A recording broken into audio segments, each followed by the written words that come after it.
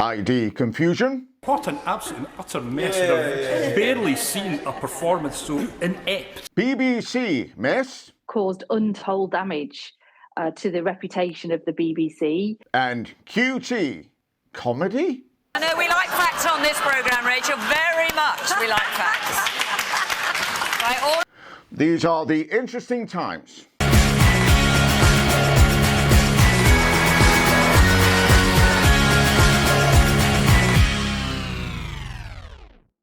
Hello everyone, my name's Matt Johnson and welcome to the Interesting Times, which is a show that likes to take a sideways swipe at politics right here in the UK. The local elections will be happening for large parts of England and all of Northern Ireland. Now these are local elections, so councillors instead of MPs, but they are usually a good indicator of how parties are polling nationally. The parties have already started their campaigning. Labour with speeches from Keir Starmer, Angela Rayner and Rachel Reeves. Liberal Democrats, Ed Davey drove a tractor into a blue wall of hay bales. Well, they're nothing if not consistent.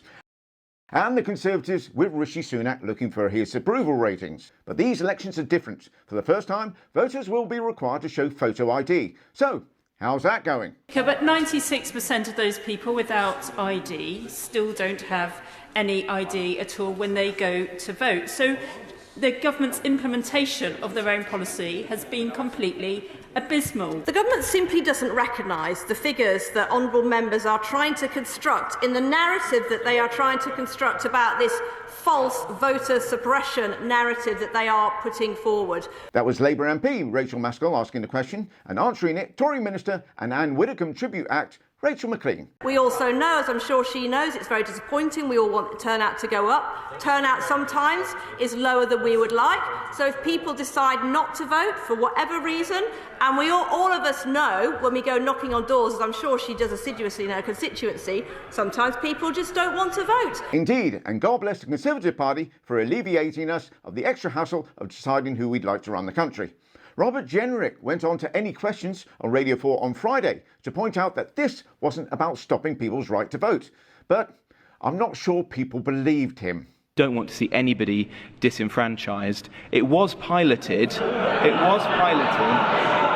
No, we don't want to see people disenfranchised. Deported? Sure. Speaking of which, Suella Braverman's immigration bill was passed. It passed through the House of Commons by 289 mostly Conservative votes to 230 mostly human beings. Now I know what you're thinking, doesn't 289 plus 230 equal 519? Aren't there like 650 MPs that work there? Where do the others go? Well, of course, not everybody can be there for everything. Illness, family problems, lobbying, meeting constituents, whatever the hell that is, and shedding their skin can all take up an MP's time. But those aren't the only reasons. There is an unofficial process in Parliament called pairing. And put simply, it's an informal agreement between whips, usually of the two main parties, that if there's a bill or process that they disagree on, then they both remove one of their number, thereby cancelling each other out. And that's what Keir Starmer and Rishi Sunak did. They cancelled each other out.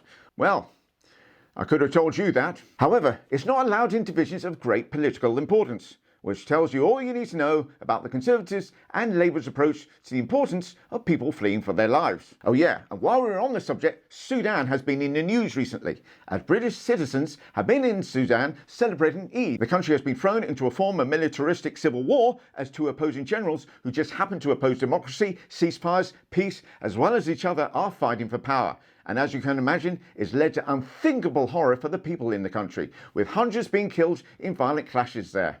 Andrew Mitchell, the Minister of State for Development and Africa, admitted that there was no safe and legal routes to the UK from Sudan on Thursday evening. But Suella Braverman, the arse at Mitchell's elbow, stated on Friday morning that those wishing to come to the UK should apply to the UNHCR.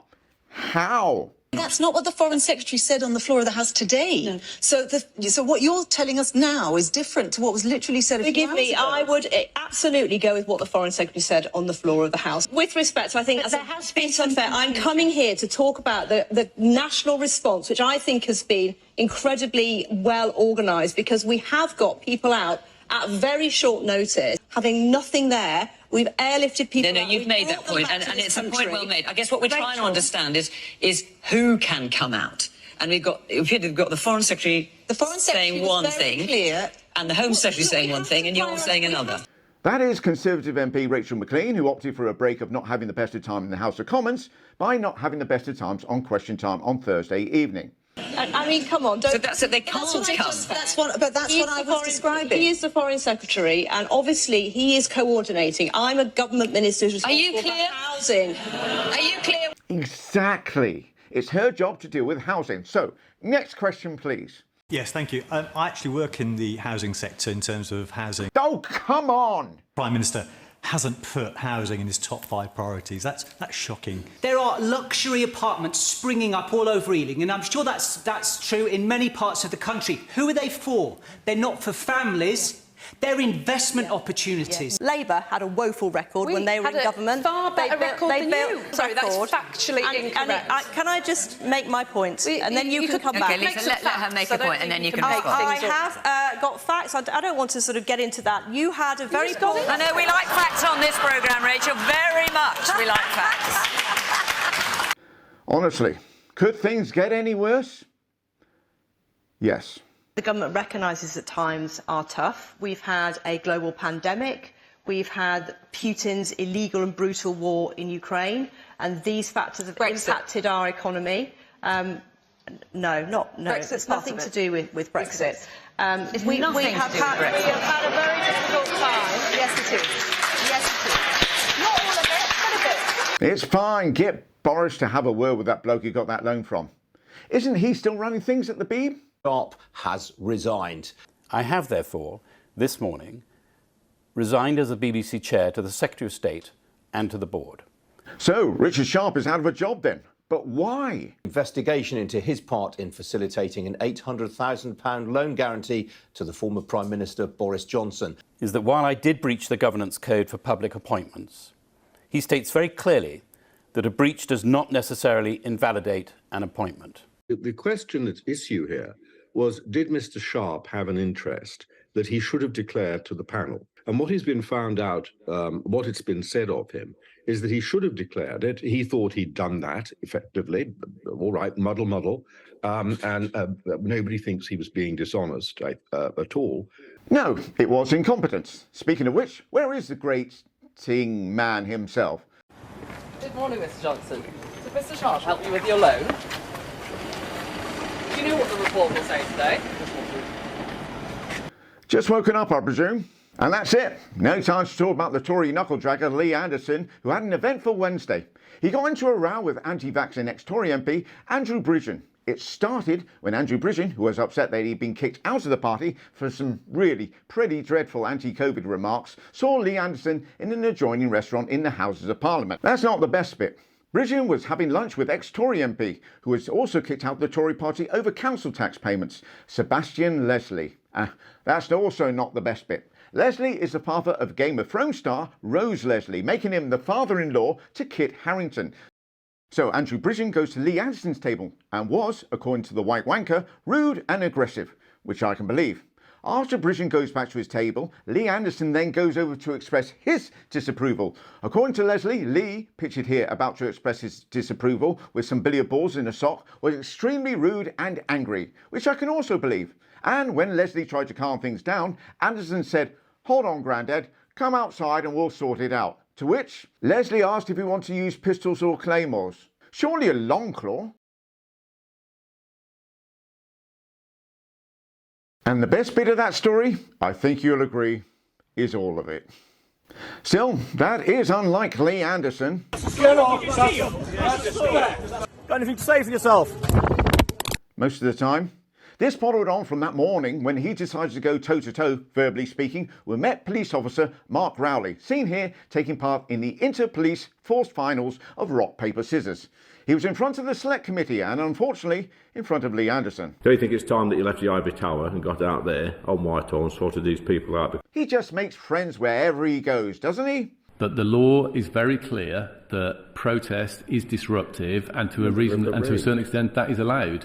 That is what the law says at the moment. Now, you might not like that, but I have to work to the law rather than rather than whim. You might want to believe that the law says that no disruption is allowed whatsoever through protest, but that is not the case. I think you might want to believe, Commissioner, that you know that you're doing your job correctly. I don't think you are. You say you took 5 years out of the force. There's probably people listening to this today wish it was a lot longer, and I'm one of them. Do you think you've got the confidence of the public?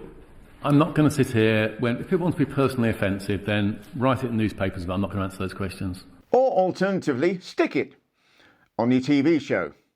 No time to talk about Brexit being a disaster, apparently. What? I don't think so. This after the chair of Burberry, Jerry Murphy, called out Rishi Sunak at a Global Connect event.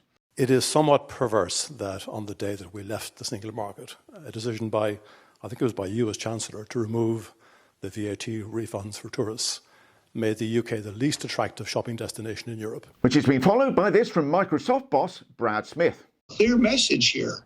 The European Union is a more attractive place to start a business if you want someday to sell it than the United Kingdom. Well, that would be embarrassing if you had spent the previous week telling people how you would set up a stall at Silicon Valley to attract tech companies to invest in the UK. Oh, and there's also the boss of Ryanair, Michael O'Leary, who said this. Yeah. Thanks, Michael. That's the spirit.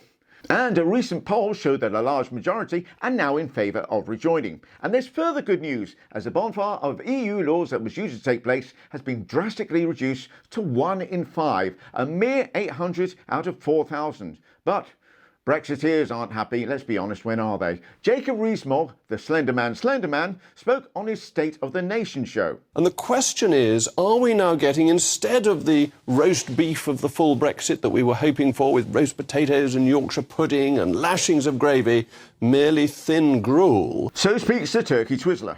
Worth mentioning that while Jacob is only too happy, it seems, to blame Romaniacs in the civil service, in the opposition and in his own party, he was actually in charge of this process himself as Minister of State for Brexit Opportunities and Government Efficiency. You know, bog off. And finally, Brecon Beacons has changed its name to Banau Brycheiniog. And I would recommend, if you're heading to this lovely picturesque part of Wales, you learn the new name. Obviously, I haven't, but it would be handy to show A, you're not a tourist, and B, as an extra bonus, you get to clear your throat at the same time.